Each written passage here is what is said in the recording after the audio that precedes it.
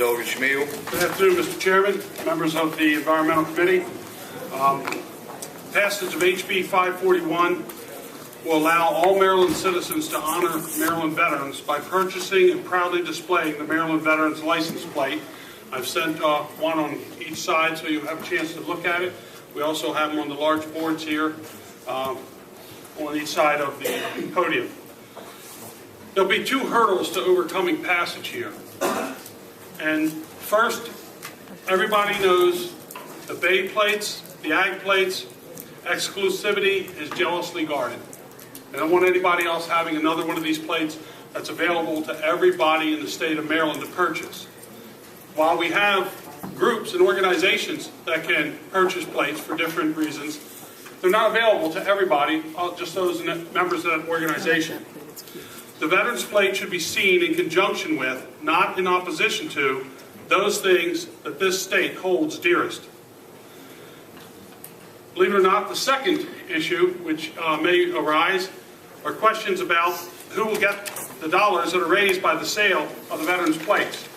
I have supplied, Mr. Chairman, an amendment to the bill, and it strikes page 2, line 26 in its entirety and substitutes that the monies will go to the Veterans Trust Fund in the state of Maryland, and they would make sure that the monies are given. And because the Veterans Trust Fund has a problem currently with the amount of funds that are there, and this would be a way, it doesn't cost the taxpayer anything.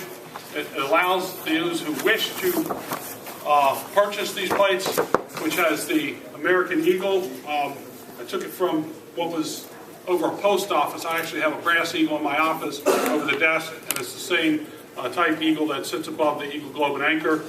Has Maryland supports veterans below in red in a banner. Has the Maryland crest and a breastplate in the center, and then has the state of Maryland above on top. And we had asked where those funds should go. Originally, the state had said to go with the veterans organization that does disabled veterans in Maryland. A question then arose, well, why shouldn't it go with the Veterans Trust Fund? I said, fine.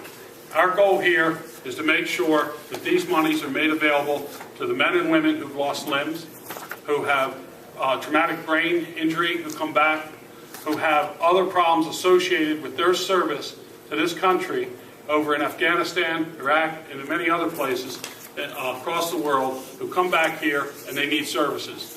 We stand there once a year, and we have a Wounded Warrior Day, and we say we're going to pay homage to the veterans, and then we go on.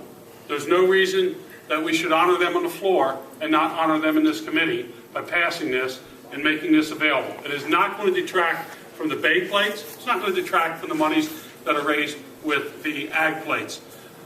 I put this out in social media, and I asked people what they think. And I got an amazing amount of responses where people said that they don't purchase the other plates, but they would take these. Or some of the people said that they do buy the other plates and would want these for their other vehicles. This is a way for people to support our veterans and to show that you support them. So the questions with regards to, if there's any questions about where the money goes, it should go to the Veterans Trust.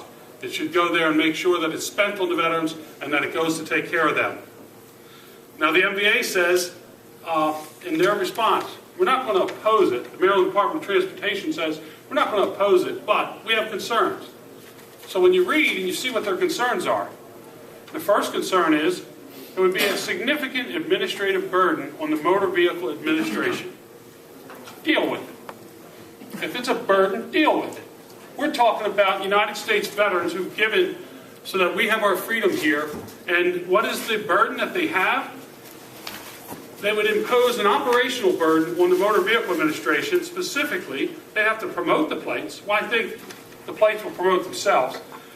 And that they would have to manufacture them and maintain the inventory and make them available to all the offices and dealerships. So otherwise, they have to do their job. That's the problem. You don't have shelf space. Clean off a shelf or empty a closet. There's no reason to say that we can't make these plates available to support our veterans because it takes too much space in the Motor Vehicle Administration. Now, they also then go on to state in the last paragraph that HB 541 can be achieved through an alternative approach. And they suggest that because they maintain and operate a successful organizational plate program for nonprofit organizations, the MVA has 900 different organizations' license plates, and each of those organizations designs its own plate and processes all the applications, saving the MVA the trouble. Well, the MVA also has two other plate programs that it puts out that anybody can purchase, and that's the Bay plate and the Ag plate. So if they're able to do it there, they certainly can do it for the veterans. Let's show the veterans we care as much about them as we do about clams. There's no reason that this plate should not be able to be approved because you have two other plates. I understand that there's been a predisposition towards not putting out other plates that would be out there, that would be available to the entire public, but I can think of nobody who is more higher deserving than our veterans in Maryland. There are 471,200 vets in Maryland. And I ask that no is easy, yes is hard. Let's get to yes. Let's pass this legislation with